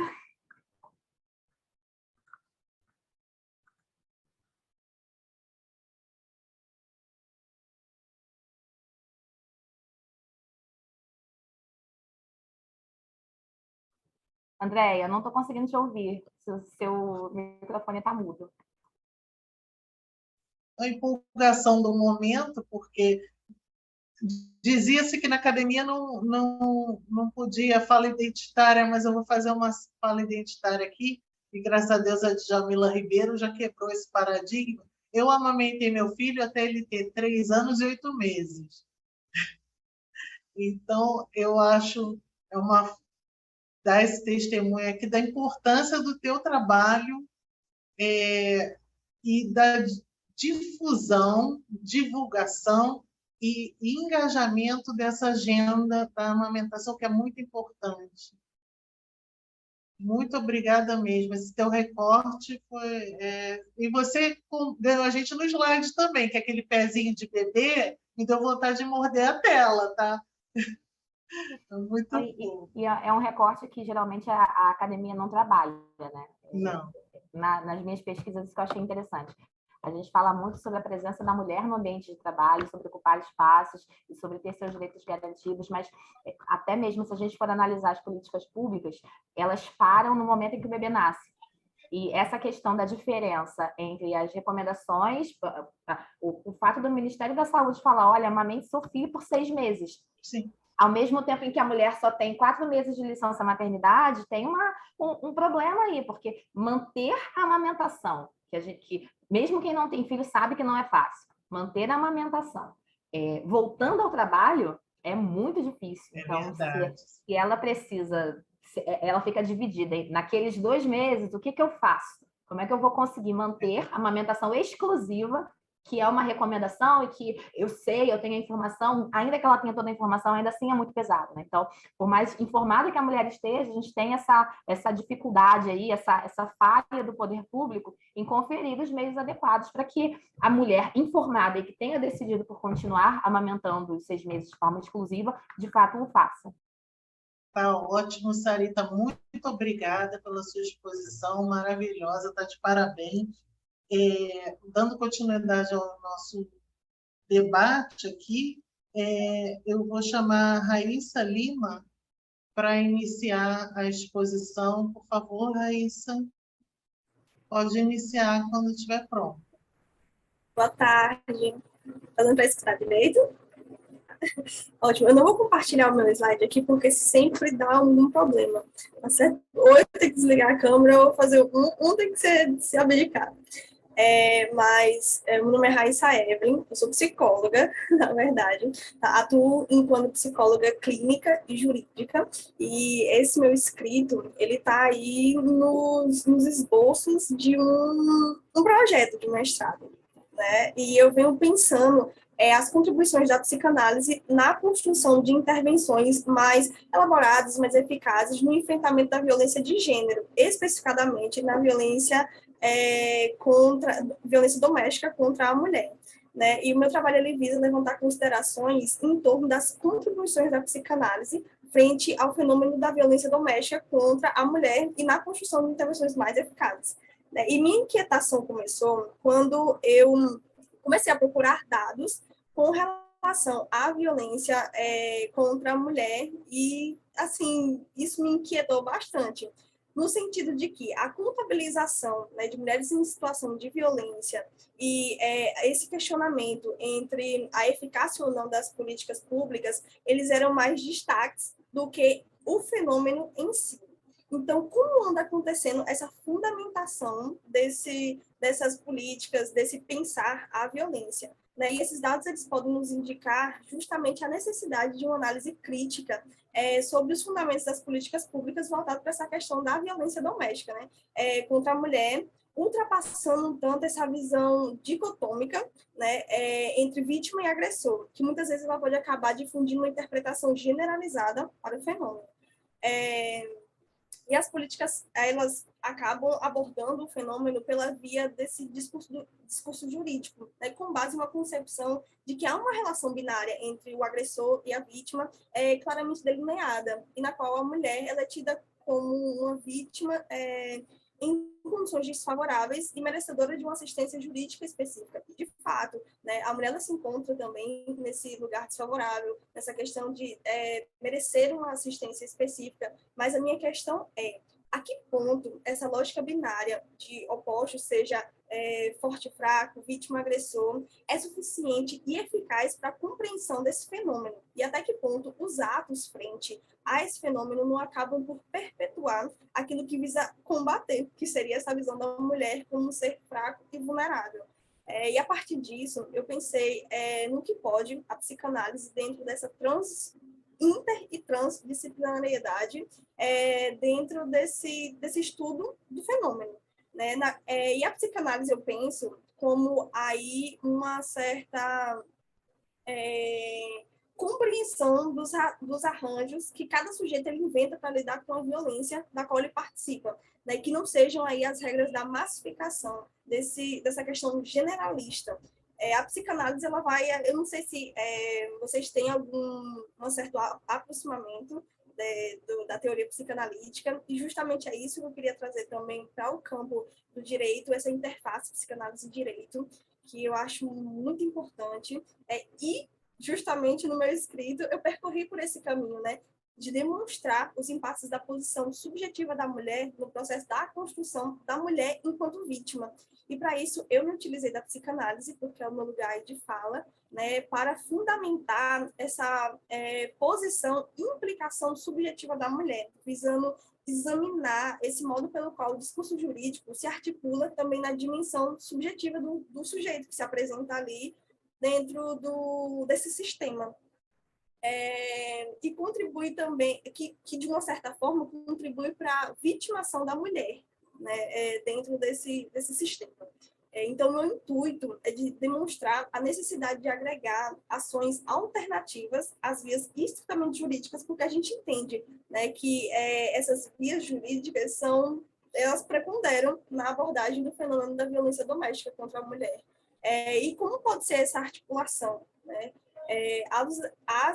Minha conclusão, assim, brevemente, né? Pode ser que eu mude ou não, a partir desse trilhar que eu vou compreendendo melhor, mas a partir dessa minha revisão bibliográfica, eu entendo que a elucidação teórica e clínica da psicanálise fazem-se úteis nessa inter- e transdisciplinariedade, que visam também trabalhar sobre esse posicionamento subjetivo e intersubjetivo dos envolvidos num conflito, para que eles possam pensar em novas práticas que sejam alternativas, essas vias estritamente jurídicas, como também para novas estratégias de construção de políticas públicas.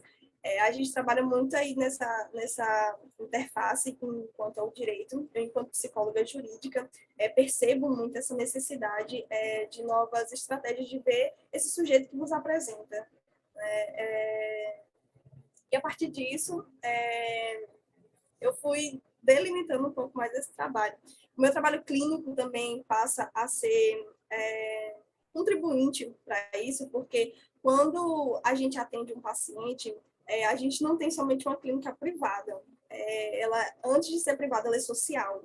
E essas mulheres em situação de violência, eu trabalho com mulheres em situação de violência, ao falarem sempre de si mesmas através dessas cenas nas quais elas não estejam em posição vitimizada, né, ao falarem sobre esse fenômeno que nos ocorre, elas acabam por trazer também seus traços de singularidade. Né? E como a gente pode trazer isso que é do privado migrar para o público?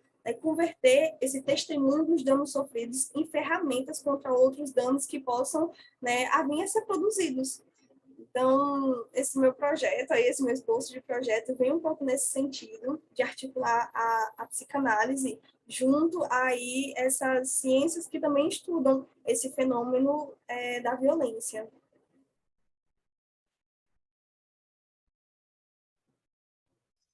Raíssa, é muito importante esse teu olhar que sai daquele protocolo frio, né? Da delegacia, do juizado especial, né? E se você colocar a tua pesquisa num sentido mais casuístico, né? Caso a caso, seria muito bom e ia contribuir muito, tanto para a tua área da psicologia, quanto para a comunidade jurídica. É muito importante, porque o Brasil, como você sabe, é um dos países que mais sofre com esse flagelo que é a violência doméstica, é uma coisa, infelizmente, é cultural, né? Sim, sim. Então, a sua contribuição, tenho certeza que vai ser muito importante. Eu estou sempre procurando essa interface entre a psicologia jurídica e o direito, a psicanálise e o direito, que eu acho muito importante. interdisciplinariedade mesmo, sabe? Como a gente pensa os fenômenos? Será que somente uma visão basta? Né? Esse sujeito é tão reduzido assim? Então, a gente precisa dessa conversação, desse entrelaçamento entre esses saberes. Né? Enquanto atuante da psicologia jurídica, eu observo muito, muito assim, nesses casos de os litígios intermináveis, enquanto é importante a visão da psicanálise, de um psicólogo também junto dessa equipe, porque a gente aprende, como a gente também leva alguma coisa, né, ver essa questão aí desse amor e ódio que se vê aí nessa moeda da mesma face. Né?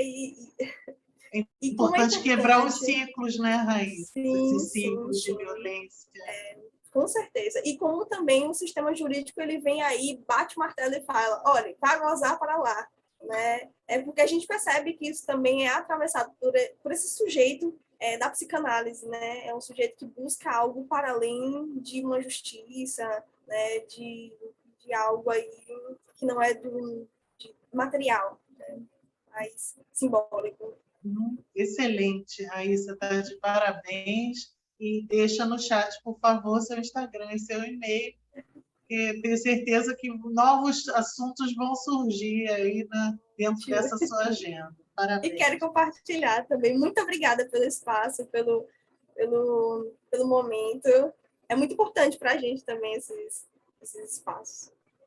A gente que agradece, com certeza. Agora eu vou chamar para a exposição a Natália Carvalho.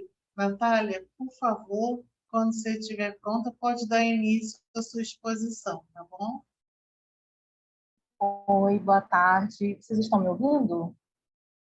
Eu tive um probleminha técnico, tive que trocar o dispositivo, mas, enfim, boa tarde a todos e a todas. A minha apresentação é um resultado de uma pesquisa, de um paper acadêmico. A minha pesquisa é sobre a política pública de distribuição gratuita de absorventes higiênicos para erradicar a pobreza menstrual e também a evasão escolar. Esse tema ficou muito em voga, né? Principalmente pela atuação da mídia.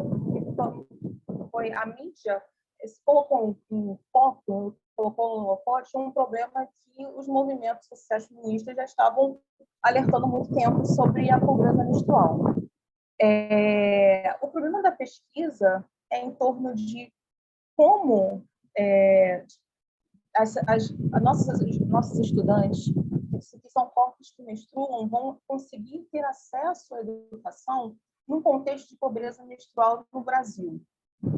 E essa pobreza menstrual ela é interdisciplinar e transversal, porque não é apenas o item de higiene que é o absorvente que é caro, é o problema de saneamento básico, é o problema de que escolas não têm banheiros ou banheiros que não estão em condições de uso. Então, são vários elementos que formam essa pobreza menstrual que atingem, nesse caso, a pesquisa está se preocupando com esses estudantes. Né? É importante ressaltar que há uma preocupação dessa política pública não atingir meninas, porque nós sabemos que não apenas corpos do gênero feminino que menstruam, né? Temos os homens trans que menstruam e que estão em situação de vulnerabilidade, que eles também precisam estar abarcados, precisam ter atendidos dentro dessa política pública. Então, o objetivo geral da pesquisa foi essa análise dessa política pública, principalmente no município do Rio de Janeiro, do estado do Rio de Janeiro, delimitando, né? Mas isso foi fazer uma comparação com a política do Programa Nacional da União, que é o mais conhecido, o mais polêmico, né? É a análise dessas políticas públicas implementadas, mas do ponto de vista do ciclo de políticas públicas. Porque o ciclo de políticas públicas, de acordo com o SEC, é a sequência, né? A sequência que é independente, que faz essa programação dessa política pública. Como ela é muito recente, a pesquisa se delimita até a implementação, mas ainda há um objetivo da pesquisa dela acompanhar, porque ainda essa é uma questão que precisa ser muito debatida. também é uma grande preocupação na pesquisa em observar como os atores dessa política pública se comportaram nessa implementação.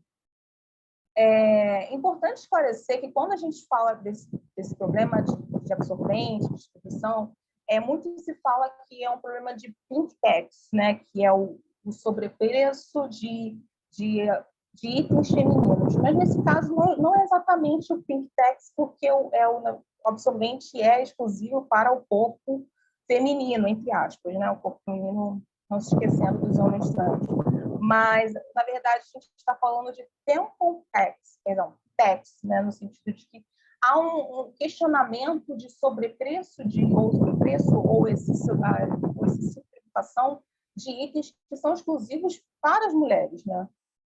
E é importante entender que é um item que atualmente é visto tanto pela sociedade como poder público como um item supérfluo, não é encarado como um item de higiene menstrual, né? E como essa pobreza menstrual é tão interdisciplinar, tão transversal, isso está afetando, além do acesso da vida social, e nesse caso, o acesso ao ensino, quanto da higiene, porque a recomendação médica de ginecologista é que o absorvente seja trocado de 3 vezes a 6 vezes ao dia. E essas trocas, muitas vezes, não são feitas, porque, afinal de contas, temos todas essas problemáticas de pobreza menstrual, de alto preço dos absorventes, ou quando não tem absorvente suficiente para essas trocas, é recorrido a modos rudimentares, né, para conter, para que esse corpo não sofra constrangimento na sociedade, porque a gente não pode esquecer que a menstruação é um assunto tabu, o fato de uma mulher estar menstruada, falar que está menstruada, a pessoa perceber que ela está menstruada em uma situação de que ela demonstre sangue, isso é extremamente constrangedor para nós mulheres, é uma situação difícil. Então, para que essa pessoa que menstrua, esse corpo menstrua, não seja impedido de atuar na sociedade, ele vai recorrer a outros métodos que vai colocar a sua vida em risco. Agora, do ponto de vista da política pública, do ciclo, como eu disse, essa preocupação se tornou uma agenda pública, uma agenda de política pública, por iniciativa de movimentos sociais, movimentos feministas, né? Nós temos o exemplo do Girl Up, que é um movimento feminista que elas arrecadavam absorventes e distribuíam para comunidades, para as meninas de escola pública, mas elas perceberam que é difícil implementar essa ação da ONG, de doações, porque a menstruação acontece com o corpo que menstrua todos os meses, é difícil. Então, elas começaram a pressionar, começaram a acionar o ator interno, né, o poder público em si, para que essa política pública fosse implementada. A primeira política pública nesse sentido que eu encontrei foi aqui no município do Rio de Janeiro, foi o vereador Leonel Brizola, do PT, ele fez esse projeto de lei e não teve dificuldade nessa tramitação desse projeto de lei. Na verdade, foi um projeto até rápido, um projeto que foi iniciado em 2018 e já foi aprovado e está em vigência em 2019. A notícia de que esses absorventes começaram a ser distribuídos em escolas públicas no final do ano passado, 2021. No estado do Rio de Janeiro também houve esse projeto de lei em 2019 e foi aprovado em 2020. Então, passou por todas as casas, teve pareceres que opinaram pela constitucionalidade. Então, assim, essas foram políticas, pelo menos no estado e no município, que foram aprovadas e não teve problemas na sua implementação. Agora, na União, nós já conhecemos, né? Tivemos grandes problemas. A deputada, inspirada no projeto do município do Rio de Janeiro, fez um projeto de lei também. Inicialmente, o projeto dela era só para avisar a distribuição de absorventes em escolas públicas, e era um programa nacional. Só que, como já tinham outros projetos que também estavam tramitando, eles reuniram, né? Tinha um projeto de outros deputados que eram para distribuir absorvente em presídios e em lugares que as adolescentes estão cumprindo medida socioeducativa, além de colocar esse item dentro da cesta básica, torná-lo dentro dessa cesta. Também tinha um outro projeto que era que essas compras desses absorventes visassem produtos ou marcas que fossem sustentáveis. Então, todos esses projetos foram reunidos e passaram pela tramitação, né, da Câmara, e, por enquanto, estava tendo tudo bem. Quando passou por um parecer de constitucionalidade, a deputada Jaqueline Cassol, do Partido Progressista, ela opinou pela constitucionalidade e ela só atentou pelo fato de que não tinha medidas de compensação, mas ela, no próprio parecer, ela já colocou uma medida compensatória, ela se baseando em pesquisas que já foram feitas, né? A pesquisa também, essa presente, também é embasada na pesquisa pelo relatório da Unicef, da dignidade menstrual. Todos os projetos de lei estiveram com base nesse relatório e ela também. Então, o motivo de que o projeto de lei não poderia ser aprovado por uma medida orçamentária já tinha sido, vamos dizer, consertada, né? Não parecer. Então, em si, todo mundo estava achando que esse projeto ia correr tudo bem. Bom, pelo menos nas casas legislativas, sim. Mas quando chegou para a sanção do presidente, houve o veto parcial. Esse veto parcial foi bem polêmico, a mídia colocou muito em voga. Eu só vou ler dois motivos que é interessante do veto do presidente, que ele diz que absorventes, a política pública não abarca de forma universal os usuários do SUS. Quando eu li esse motivo do veto, eu pude perceber que o presidente, digo, na figura do chefe do Poder Executivo, ele não tem noção de igualdade material, de vulneráveis, de vulnerabilidade, porque colocar que o motivo do veto é que o absorvente não vai abarcar todos os usuários, no sentido de que essas políticas públicas têm que abarcar tanto homens ou mulheres, e não ter atenção às especificidades de cada uma de nós, das vulnerabilidades, demonstra que os projetos do nosso Poder Executivo da União, ele não tem essa preocupação. Eu vou acreditar que não tem essas noções básicas, né, de que políticas públicas elas têm que estar atentas às vulnerabilidades, especificidades, né? Então, esse veto ele vetou parcialmente o projeto, ele também vetou a questão de que o absorvente não poderia ser um item de cesta básica, que isso não era algo que poderia ser cuidado pelo SUS, era algo de segurança alimentar, enfim. Só que esse foi o veto foi derrubado. Sim. E de uma forma muito interessante, porque o veto foi derrubado pelo menos no Senado Federal, só um voto que queria que permanecesse o veto. E o que é interessante, quem votou para que o veto permanecesse é o senador Zequinha Marinho, do Partido Liberal, e ele é do Pará. E o que é interessante, só a título de curiosidade, que as pesquisas de os relatórios de dignidade menstrual dizem que o problema da pobreza menstrual afeta principalmente a região norte e nordeste do Brasil, principalmente meninas ou meninos pretos e pardos.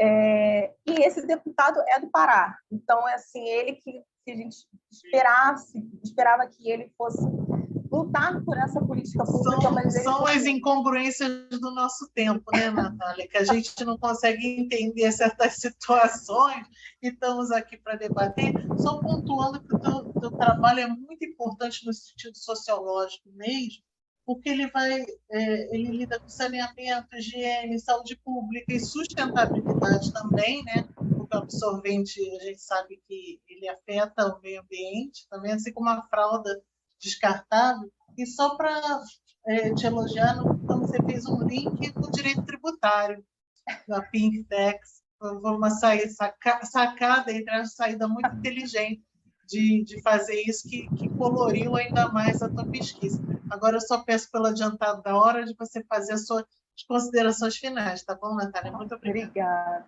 Então, para a conclusão da pesquisa, no sentido de que, apesar de que essa política pública ela é interessante, ela é importante, mas como o problema ele é muito complexo, ele por si só ele não vai resolver esse problema. Lógico que a gente tem que lutar para essa implementação, principalmente agora que a lei do Programa Nacional de Distribuição de Absorventes não está programada, porque colocou uma lei complementar, não está sendo feita. Sim. Então, é importante que todos os atores que ajudaram na implementação, que foi principalmente a família, os movimentos sociais feministas, eles fiquem atentos, fiquem em cima para que essa política seja de fato feita, mas tendo consciência que ela por si só ela não é suficiente. A gente precisa ainda de muita luta, de muita reflexão para que o problema da pobreza menstrual seja, pelo menos, seja minimizado. Obrigada, muito obrigada, Natália,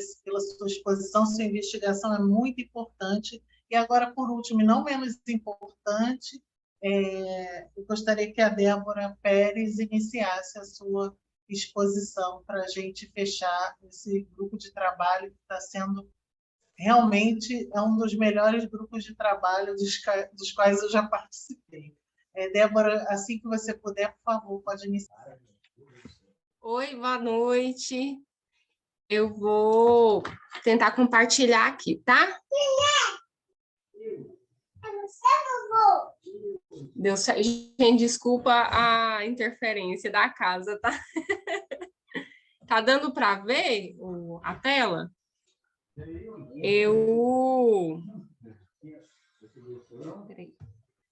Aqui deu certo.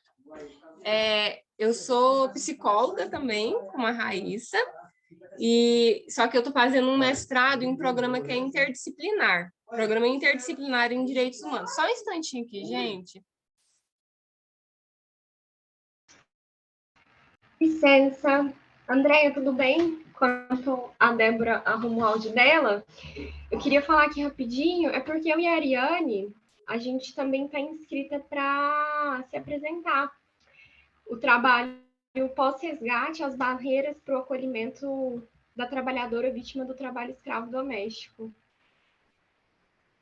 Eu acho que seu áudio está mutado.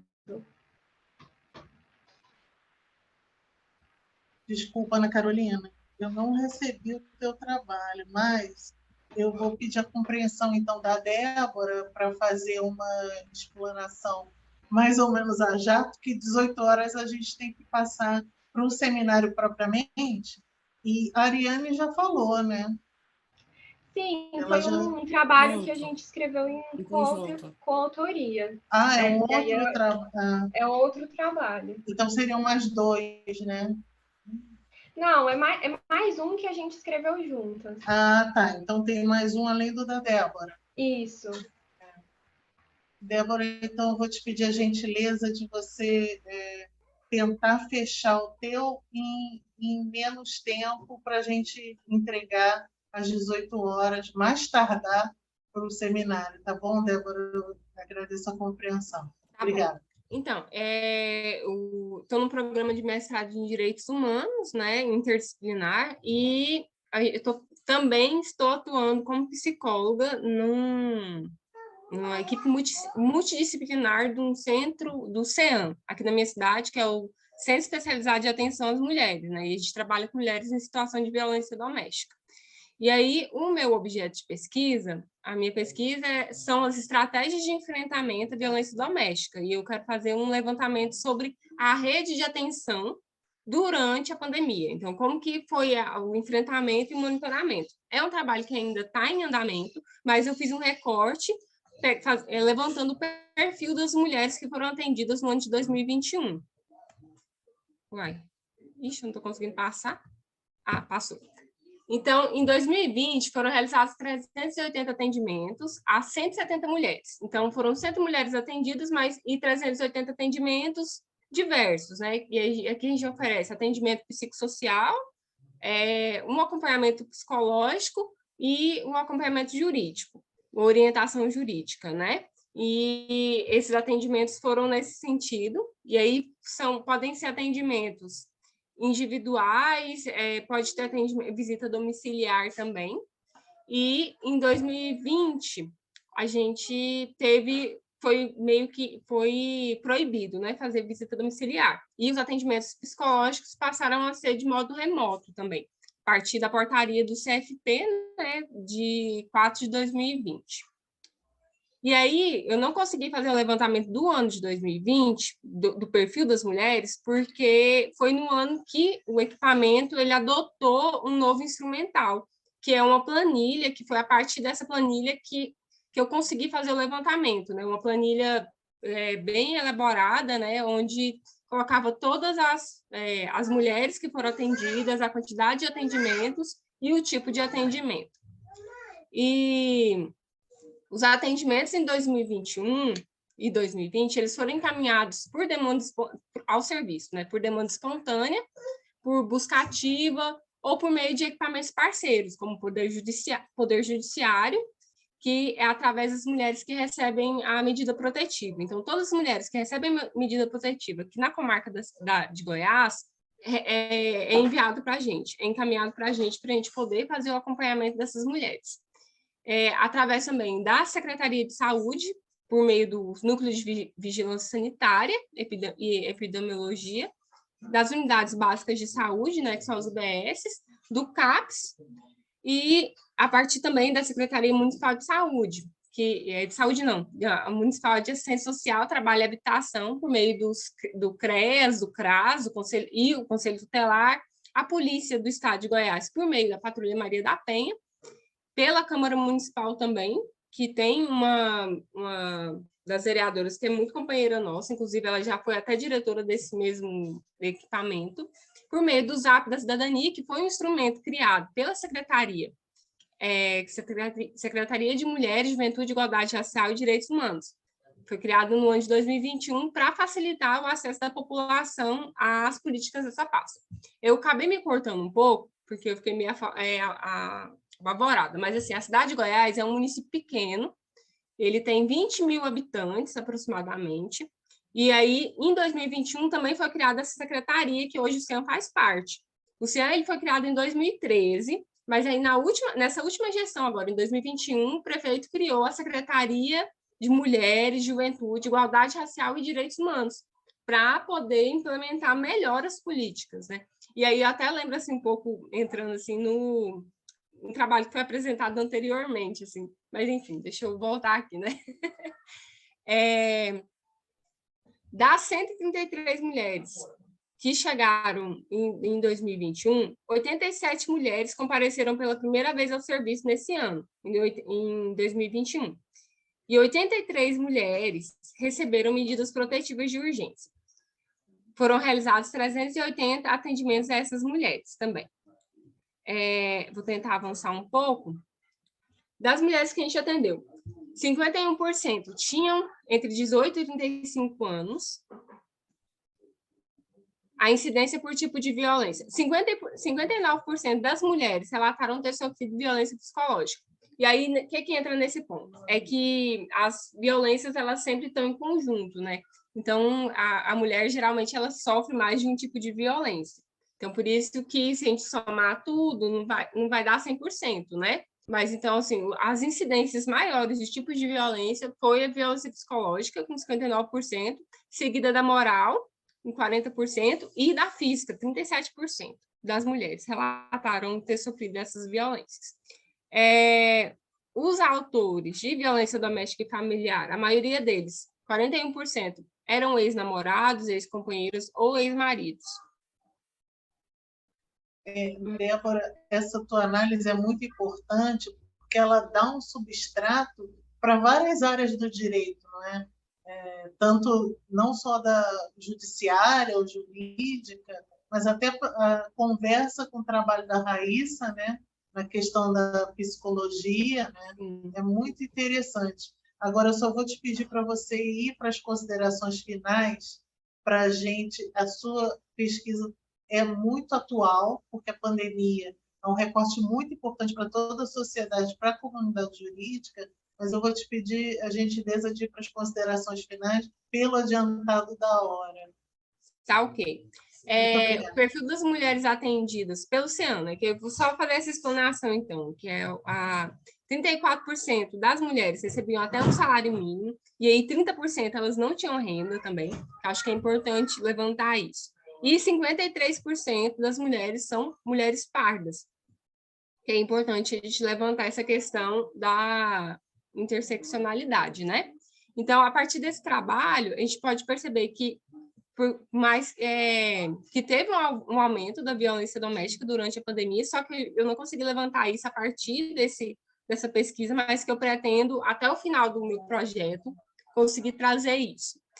E assim, acredito também que o instrumental que foi criado no ano de 2020, ele favoreceu a gente a poder ter uma visualização melhor desse trabalho que está sendo desenvolvido, considerando também a criação da Secretaria de Mulheres. E acredito que é isso. Olha, teu poder de síntese é fantástico, porque vão ser as duas apresentações mais a jato da história dos grupos de trabalho. A da Débora, que tem poder de síntese, e agora virá. Muito obrigada, Débora. Espero que não tenha ficado comprometido, gente. Não, foi de modo algum. A gente entendeu o teu recorte, é importantíssimo, não tem esses dados assim disponíveis, e ele é muito importante para a gente continuar, e ele pode ser o ponto de partida para muitos outros trabalhos, daí a relevância. Entendeu? Eu vou compartilhar o nosso Instagram lá do CEAN, que aí é por onde consegue ter também mais acesso às atividades que a gente tem desenvolvido, sabe? Perfeito. Porque o meu é bem pessoal, então assim, não tem muita coisa ligada. Tá bom, Débora, muito obrigada. Agora vocês vão ver o recorde de rapidez, a apresentação da Ariane e da Ana Carolina. Eu passo a palavra às duas para iniciar. Muito brevemente, essa falha de comunicação, a gente compensa com o brilhantismo de vocês dois, que eu tenho certeza que vão fechar com chave de ouro. Obrigada. Boa noite, boa tarde a todos novamente. Vou aqui só dar o início para a Ana finalizar e continuar a finalizar. O nome do resumo é Pós-resgate, as barreiras para o acolhimento da trabalhadora vítima de trabalho escravo doméstico. Saindo um pouquinho do âmbito do direito e para uma política pública mais da assistência social, tá? A gente vai falar sobre as dificuldades que a trabalhadora tem quando ela é retirada da casa dos empregadores. E esse resumo ele foi baseado em outro resumo que apresentamos recentemente, em setembro, lá na UFMG, no 6º Congresso Internacional da Clínica de Trabalho Escravo. E, Ana, pode aí continuar. Então, a partir desse resumo que a gente apresentou na clínica da UFMG, a gente percebeu que é importante a gente voltar o nosso estudo para o acolhimento pós-resgate dessa trabalhadora. Então, afinal, quando ela é resgatada, ela que passou ali a maior parte da vida escravizada naquela casa, que criou vínculos de afeto, para onde que essa trabalhadora vai? E quais são as principais barreiras no pós-resgate dela? Então, esse é o nosso principal problema de pesquisa. E aí, para respondê-lo, a gente fez um estudo de caso, um estudo de casos múltiplos, né? Nós selecionamos 3 casos. O caso de Elísio Medrado, que aconteceu na Bahia, em 2017, o caso que aconteceu em São Paulo, em 2020, e o caso de Patos de Minas, também aconteceu em 2020. Esses casos eles foram selecionados com base na pesquisa A Invisibilidade do Trabalho Escravo Doméstico e o Afeto como Fator de Perpetuação, que é da autora Marcela Raj Pereira. E aí nós tiramos principalmente as narrativas desse caso do trabalho dela, mas também usamos os autos judiciais, matérias jornalísticas. Os 3 casos se referem a casos de trabalhadoras, né, escravizadas domésticas, e a gente observou algumas semelhanças em todos eles, que nos levam a entender melhor esses desafios no pós-resgate. A maioria dessas trabalhadoras, né, elas são idosas, as 3 são idosas, elas passaram anos, desde a infância, subordinada a essa família de empregadores, perdendo ou não tendo criado essa capacidade de gerir a própria vida, de fazer as próprias escolhas. A maioria também perdeu o contato com a família, então elas foram impedidas de criar vínculos livres de afeto e de se entender como um sujeito de direito nesse mundo, que se relaciona, enfim, que tem afeto com outras pessoas para além daquelas pessoas ali da casa em que ela foi explorada. E aí, a partir disso, a gente pôde entender que essas barreiras são principalmente as barreiras que levam essas trabalhadoras a não conseguirem se adaptar em abrigos após, né, o resgate, e a tampouco residirem sozinhas, porque é observado que a maioria delas acaba tendo uma dificuldade no convívio ali social, por não ter conhecido, não ter tido a oportunidade de estudar, não ter conhecido nada além daquele relacionamento naquela casa. Então, após isso, a gente também observa esse déficit de políticas públicas, porque a maioria acaba dependendo da solidariedade de terceiros, tendo que residir com vizinhos, ali com pessoas próximas.